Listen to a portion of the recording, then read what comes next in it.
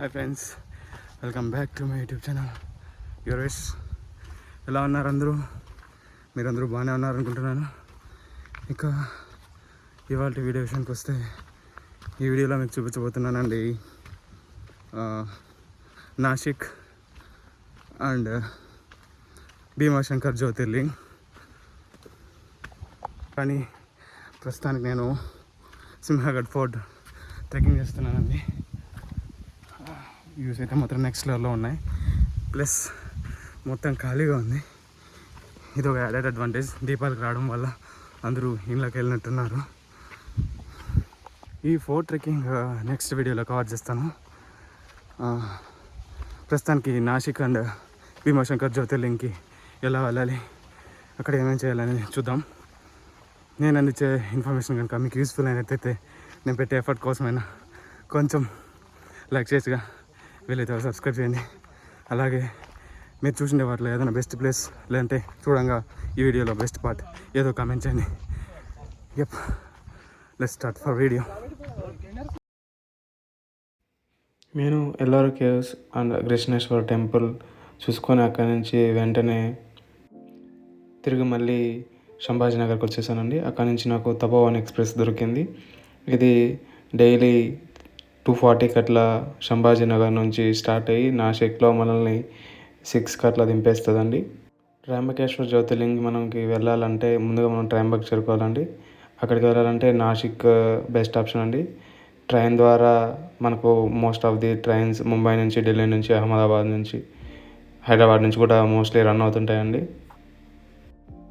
మనకు నాసిక్ అయితే ఇంకా ప్లేన్స్ ఎయిర్పోర్ట్ అవైలబిలిటీ కూడా ఉందండి. వయా ఢిల్లీ, హైదరాబాద్, ముంబై నుంచి మనం ఇక్కడికి రావచ్చు. నాసిక్ రైల్వే స్టేషన్ ముందరనే బస్ స్టాండ్ కూడా ఉంటుందండి. Local bus stand, local buses వస్తుంటాయి. అక్కడ నుంచి మనకు ఒక 30 కిలోమీటర్స్లో మళ్ళీ త్రయంబక్ ఉంటుందండి. బస్ నెంబర్ వచ్చి 245 అండి. అది ఎక్కితే మనల్ని త్రయంబక్లో దింపుతారు. కాకపోతే నాకు టైం లేదని చెప్పి ఆటో తీసుకున్నానండి. చూసారుగా ఎంత ఖాళీగా ఉందో. మళ్ళీ టెంపుల్ 9:30 క్లోజ్ చేస్తారంటే ఆటో తీసుకొని త్వరగా వచ్చేసామండి. దీపావళికి విద్యుత్ ఈ లైట్లన్నీ వేసి మంచిగా డెకరేట్ చేశారండి టెంపుల్ని. చూస్తుంటే అలా 2 కళ్ళు చాలడం లేదండి. త్రయంబకేశ్వరుడు అనగా పరమశివుడు అండి. అంబకం అంటే నేత్రమని అర్థం అండి. 3 నేత్రాలు గల దేవుడు త్రయంబకుడు. సూర్యుడు, చంద్రుడు, అగ్ని అనే 3 తేజస్సులు 3 నేత్రాలుగా వెలిసిన దేవుడు. పాలభాగంలో 3వ నేత్రమే అగ్ని నేత్రం అండి. ఇదే గోదావరి కుండ అండి. ఇక్కడే దగ్గరలోని బ్రహ్మగిరిలో గోదావరి నది పుట్టుతుందండి. ఇక్కడ నుంచి తూర్పు దిశగా ప్రవహించి అంతల్ది దగ్గర బంగాళాఖాతంలో కలిసిపోద్దండి. త్రయంబకం యజామహే సుగంధిం పుష్టివర్ధనం. మృత్యుంజయ మహామంత్రంతో మృత్యు అనగా మరణం నుండి విడుదల చేయమని భక్తులు శివుని ప్రార్థిస్తారండి ఇక్కడే. ఈ ఆలయాన్ని 1730లో ఛత్రపతి శివాజీ సైన్యాధిపతి బాజీరావు పేష్వా నిర్మాణించినట్లు శాసనాల ద్వారా తెలుస్తుందండి. గర్భగుడికి బయట వైపుగా 4 ద్వారాలతో మండపం ఉంటుందని. గర్భగుడిలో గల శివలింగం భూమికి కొంత దిగువలో ఉంటుందండి. దాని నుండి నిరంతరం నీటి ఊట ఊరుతూ ఉంటుందండి. అది దేవాలయం ప్రక్కన కుషావర్ధనం అనే సరోవరంలో కలుస్తూ ఉంటుందండి. కుష అంటే దర్భ, వర్ధనం అంటే తీర్థం అనే అర్థం అండి. దీనిలో స్నానం చేయడం వల్ల సర్వపాపాలు, రోగాలు పోతాయని భక్తుల విశ్వాసం అండి. గౌతముడు శివుణ్ణి మెప్పించి గంగను తీసుకొచ్చే ప్రారంభంలో తన చేతినున్న దర్భతో గౌతమి చుట్టూ తిప్పాడండి. అలా తిప్పిన ఆవర్తనమైన చోట బ్రహ్మగిరి నుండి గంగ నేలకు దిగి గోదావరిగా ప్రవహించడం మొదలెడిందని పురాణాల ప్రకారం కథనం అండి. ఇక రాత్రికి అక్కడే నేను ఒక డార్మిటరీలో తీసుకొని పనుకున్నానండి. మనకి ఇంకా రూమ్స్ కూడా అవైలబుల్ ఉన్నాయి. తెల్లారి అక్కడ నుంచి మళ్ళీ వాకబుల్ డిస్టెన్స్లోనే త్రయంబక బస్ స్టాండ్కి వచ్చానండి. అక్కడ నుంచి నాసిక్ వచ్చి నాసిక్ నుంచి మనకు పూణే బస్ తీసుకోవాలండి. పూణే బస్ ఎక్కి మంచర్ అనే ఒక టౌన్లో దిగాలండి. మళ్ళీ దావు పొడుగున చూస్తున్నారు కానీ ఇదంతా వెస్టర్న్ ఘాట్స్. వ్యూస్ అయితే మాత్రం నెక్స్ట్ లెవెల్లో ఉన్నాయి. జర్నీ ఉంటుంది. అనుకున్నట్లు జ్యోతిర్లింగాల దర్శనాలు కూడా జరిగిపోతున్నాయండి. అసలు అనుకోలేదు ఇంత ఖాళీగా ఉంటుందని. ఈ టైంలో బెస్ట్ టైం అండి. ఒకే ఒక్క రోజులోనే 2 జ్యోతిర్లింగాల దర్శనం కూడా అయిపోయిందండి. మాటల్లోనే మనం మంచిర్యాల బస్ స్టాండ్కి వచ్చామండి. ఇక్కడ దిగేయాలి. ఇక్కడ నుంచి మనం మళ్ళీ టువర్డ్స్ భీమాశంకర్ బస్సెస్ అవైలబుల్ ఉన్నాయి, ప్రైవేట్ వెహికల్స్ అవైలబుల్ ఉన్నాయి. ప్రైవేట్ వెహికల్స్ అయితే కొంచెం ఎక్కువ ఛార్జ్ చేస్తారు, చూసుకొని మాట్లాడుకోండి. మీరు గుంపుగా వచ్చినట్లయితే పర్వాలేదు. సోలోగా వచ్చినప్పుడు అయితే better to go with bus, because మనం అక్కడ ఉండే మనుషులతో ఇంటరాక్ట్ అవుతూ వెళ్తుంటే ట్రావెలింగ్ చేసినట్టు ఉంటుంది. ప్లస్ లోకల్ కల్చర్ గురించి మనం చాలా ఈజీగా తెలుసుకోవచ్చండి.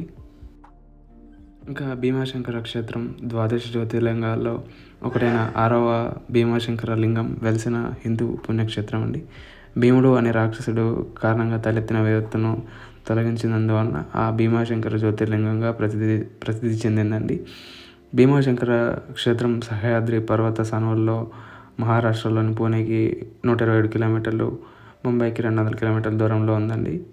మనం పూణేకి కానీ ముంబైకి కానీ వయా ఎయిర్ప్లేన్స్ కూడా అవైలబుల్ ఉన్నాయి, లేదంటే ట్రైన్ రూట్ కూడా అవైలబుల్ ఉన్నాయి. అక్కడ నుంచి మనం బస్ కానీ ప్రైవేట్ వెహికల్ కానీ మాట్లాడుకొని ఇక్కడికి చేరుకోవాల్సి వస్తుందండి. దావు పొడుగున ఈ ఘాట్ వ్యూస్, ఈ ట్రైబల్ కల్చర్ అయితే నెక్స్ట్ లెవెల్లో ఉంటుంది. భీమాశంకరంలోని భీమా నది ప్రక్కన భావగిరి గ్రామంలో ఈ టెంపుల్ ఉందండి. సహ్యాద్రి పర్వత శిఖరాల్లో ఒకదాని పేరు డాకిని అండి. ఆ కొండపై భాగంలో పరమశివుడు భీమాశంకర జ్యోతిర్లింగంగా వెలిశాడండి. కృష్ణానది యొక్క ఉపనది అయిన భీమా నది ఇక్కడే పుట్టిందండి. అది పుట్టిన చోట శివలింగం ప్రక్క భాగం నుంచి కొద్దిగా ప్రవహిస్తూ ఉంటుందండి. భీమాశంకరుడు శాకిని, డాకిని మొదలైన రాక్షస సమూహంతో సేవింపబడుతూ ఉన్నాడని పురాణ వచనమండి. భీమాశంకర్ దేవాలయాన్ని 13వ శతాబ్దంలో నాగర పద్ధతిలో పీష్వాల దివాన్ అయిన నానా ఫడ్నవీస్ నిర్మించినట్లు చారిత్రక ఆధారాల అనుసారంగా తెలుస్తోందండి.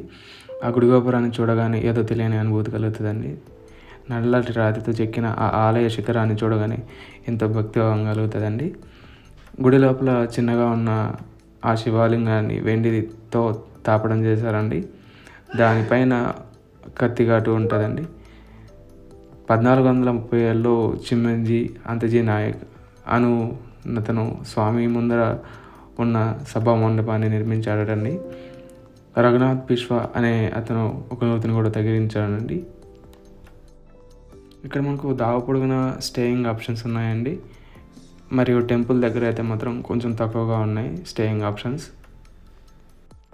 మార్గం మధ్యలో మాకు బ్రేక్ పాయింట్ ఇక్కడ ఆపి టీ తాగినామండి. ఇక్కడ మంచర్ నుంచి మళ్ళీ దాదాపు 2 గంటలు పడుతుందండి. నాసిక్ నుంచి మంచర్కి అరౌండ్ 4 to 5 hours పడుతుందండి.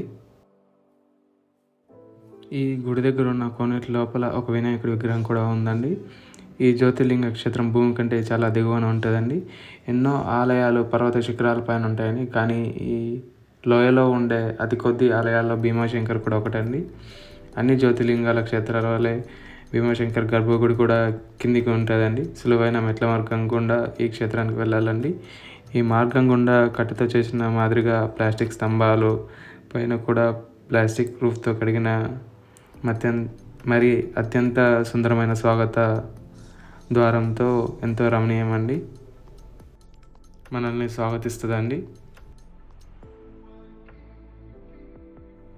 మాటల్లోనే మనం భీమాశంకర్ చేరుకున్నామండి. ఇదే బస్ స్టాండ్. ఇక్కడ నుంచి ఈ మెట్ల ద్వారా దిగితే లోయలోకి వెళ్తామండి. అరౌండ్ ఒక 1/2 kilometer ఉంటుంది. ఇదేనండి మనం ఇంతవరకు మాట్లాడుకున్న భీమాశంకర్ టెంపుల్. చూస్తున్నారు కదండి, నల్లరాయితో చెక్కబడింది. భక్తులు ఏం పెద్దగా లేకపోవడం వల్ల నాకు చాలా తక్కువ సమయంలోనే దర్శనం అయిపోయిందండి. అక్కడ నుంచి నేను తిరిగి మళ్ళీ పూణేకి స్టార్ట్ అయినానండి. మనకు ప్లెంటీ ఆఫ్ ఆప్షన్స్ ఉంటాయండి. లైక్ ఇక్కడ మళ్ళీ ప్రైవేట్ వెహికల్స్ ఉంటాయి, బస్సెస్ ఉంటాయి పూణేకి వెళ్ళాలంటే. అంతే అండి. That's it for the video. మేము అందించే ఇన్ఫర్మేషన్ కనుక మీకు యూస్ఫుల్ అయినట్టయితే please don't forget to like, share and subscribe our YouTube channel అండి. We'll meet you with the next video. Until then, take care.